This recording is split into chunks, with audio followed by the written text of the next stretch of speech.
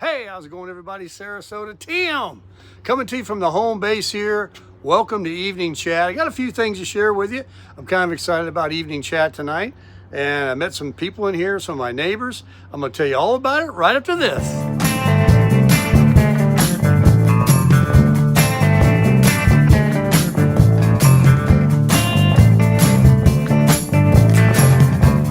First thing I'd like to share with you is the latest mod to this Super Crusher. Check it out. Got the American flag decal put on the rear sliding window. I was working with it for about 15 minutes. I couldn't get it to unstick from one side of the paper, and they gave me this little, I think I have it in my pocket here. It's a little thing. Well, I did have it. I don't know where it is now, but you know, it's a little squeegee thing.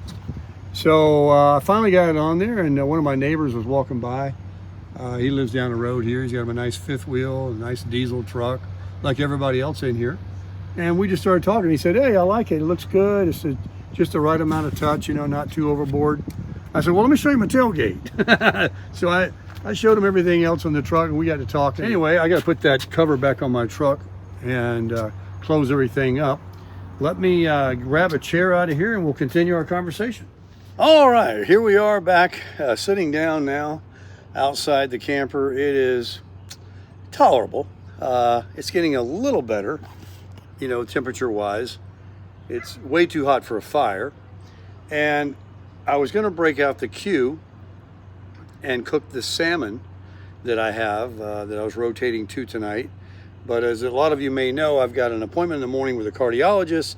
I'm supposed to fast after midnight, so why aren't you cooking it? Well, I just don't feel like it. I ate more than I felt like I should eat today. This afternoon I had, you know, nothing bad, no carbs. It was just, what did I eat? I ate the last bit of that Machango cheese I had in the refrigerator. I'm out of everything, so I just ate what I could find. I had, dang, what did I eat? I didn't eat out anything. It'll come to me in a minute. I can't even remember. But it's just getting too late. And I figured, well, you're supposed to fast anyway. Go ahead and make it an early fast.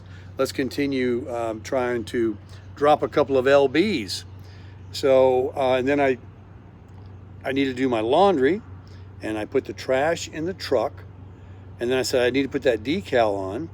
And so I put the decal on. It got to be late to do laundry. That's why I was just going to blow off cooking on the Q. And now here I sit, laundry not done, decal got put on, trash I took out of the truck, put it back in the house because you have to drive to the dumpster. I didn't want to leave it in there. And tomorrow morning I'll get rid of that and go to the doctor's. But I thought, well, what am I going to talk about tonight? I think I'll talk about again, living a fun RV life. And for people out there that may, you know, watch me and you don't live in an RV, you don't have an interest in an RV, the neighbor I met tonight, him and his wife, he's 70, 71 or something. They go cross country, they go to Vermont, they go to Maine. He was telling me all these places. He's from Georgia, and they go to the mountains in the summertime. They go back. They get out of here in the summer. He says, I don't know how you do it. I said, well, I'd like to get out of here too, at least two of the dog days of summer months here. He said, because this place is a morgue, you know, in the summer everybody leaves because these are all snowbirds. But he has done so much travel, and I was like, man, you've been to some pretty cool places. He's going to Japan. They went to Morocco. But just in the fifth wheel, though, for traveling, he bought, he's got him a diesel truck, and he goes to, like I said, Maine and Vermont. He says these places are beautiful. He used to ride a Harley. We talked about everything. I mean, this guy is, you know, just like me. We travel some of the same paths. He's been up to a lot of the places I used to ride my motorcycle in the mountains of Georgia. I said, do you like the desert at all? He says, you know, there's a lot of red out there, and he loves trees. He said something about Vermont. There's not a pasture to be found. The cows are in the trees. It's just trees. And he says they're all like, what do you say they were, maples or something? I couldn't tell you a maple from a pine, and that ain't true. But, I'm just saying. No, I know a few trees. I know palm trees and oaks and pine trees. But, yeah, a really nice guy. He had a cool little doggy with him, and he was just out taking a walk. He was wondering if I was going to mess up on my decal. I guess he was watching me back there. He said I did a good job. He liked it. But we were talking, about his age, and I started talking to him about, about Social Security. He started getting his at 62, and we were talking about one of the neighbors in here, that's dealing with, the big C, and he's, fighting for his life, and just how things start to happen as you get older. And I said, yeah, that's why I want to, I started, tell him all about my glaucoma, and I'm going to go to the heart doctor tomorrow. And he was telling me, take your statin and take this apple cider vinegar or something like that. He said, you can take a tablespoon of it. It tastes like crap. But he goes, I buy these gummies. Get me at Walmart, any drugstore. So I take 3 a day. He was a tennis player, not for profession, but that's what his passion was. And he was saying he's had cramps, but he doesn't get the cramps. I told him, I said, what about that CRT type 10 or something? He goes, the CBQ 10 or whatever it is. He goes, yeah, that's good for you, man. Take it. He's never had any issues. So I'm going to see the heart doctor tomorrow. We're going to do the stress test and all that. And if I, am told that I definitely need to take this statin based on his findings, then I likely will. I also will likely to continue to exercise and to eat as healthy as I can. I think all those days of eating things that I know that are terrible for you, which is, I hear everything from everybody, but I really am purging and eschewing a lot of things from my life. And he says, what good is it to live to be 80 years old when you're 80 years old, you're 80 years old. Yeah, you don't want to die, but I'm just saying, live now while you have, this guy's 71, he's dragging a fifth wheel, a big one. He said it's like their house. He says, I have my wife and I, and then we had, 3 or 4 guests over one time, and 3 of them were in the kitchen and nobody was bumping into each other. He's got one of those really nice fifth wheels with the big island kitchen and the living room in the back, and like most of them in here are, really. It's kind of the same floor plan that a lot of fifth wheels have. And it just loves it.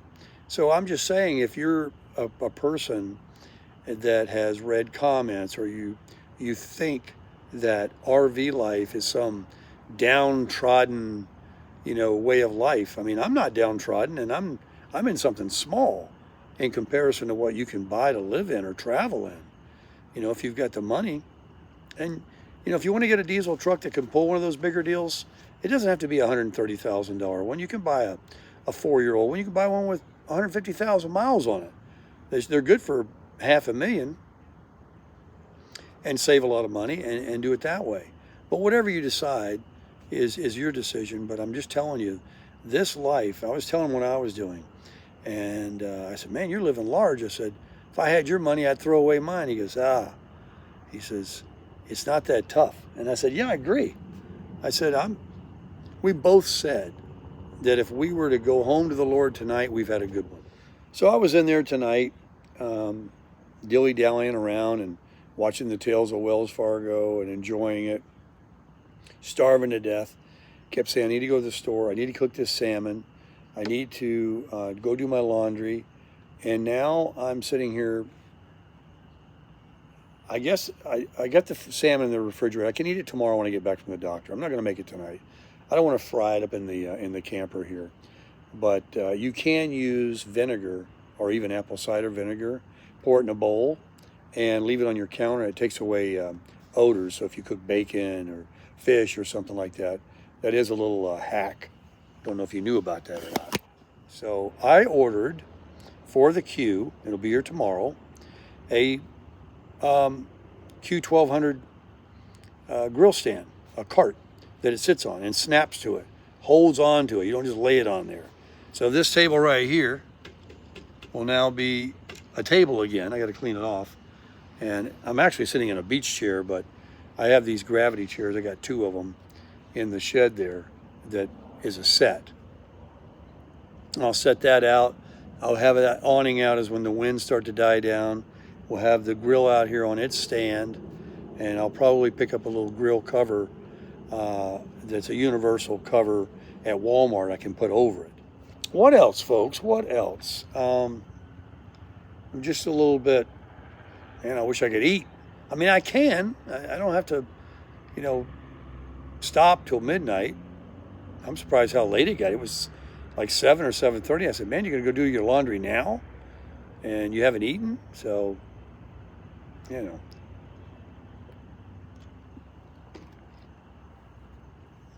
nice sitting out here. I did read your comment about putting some of these little, what do you call, solar lights in the grass here. That would be nice. Like right along here, stick them in the ground, and maybe out on the other side of my truck. I'll look into that. I know it used to be the thing that when you went camping, people that had campers, they hung those, looked like Christmas tree lights. They were bulbs, but they were actually camper lights. And they hung them on their awning when the awning was out. And it kind of lit up a nice little glow. I think that was before the days before we had these LED light bars, awning lights that we have on them now.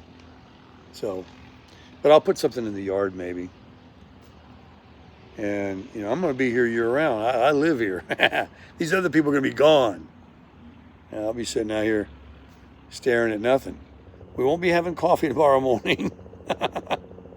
Maybe we'll talk though. But no morning coffee. Drink some for me. And as soon as I get out of that thing, I think my appointment's in the 9 hour. So, by noon I'll be out. I'll go get me a senior coffee over at McDonald's for sure. And then I got to do my laundry tomorrow. I got to do it. And another thing I need to do? That buffer machine, that polisher I bought at Harbor Freight, I need to get that on this. But today it was boiling here. It was super hot. Not like summer hot, but plenty darn hot. I wasn't going to be out here sweating on this thing doing that. So the next cloudy day, or I pray for another cool front to come through, I've got to get that machine and work on this. Not so much the vehicles. They're new. They got clear coat finishes on them. I need to protect the camper. I need to get it polished up. I guess it's what, 7:30? 8:30? It's 8:30?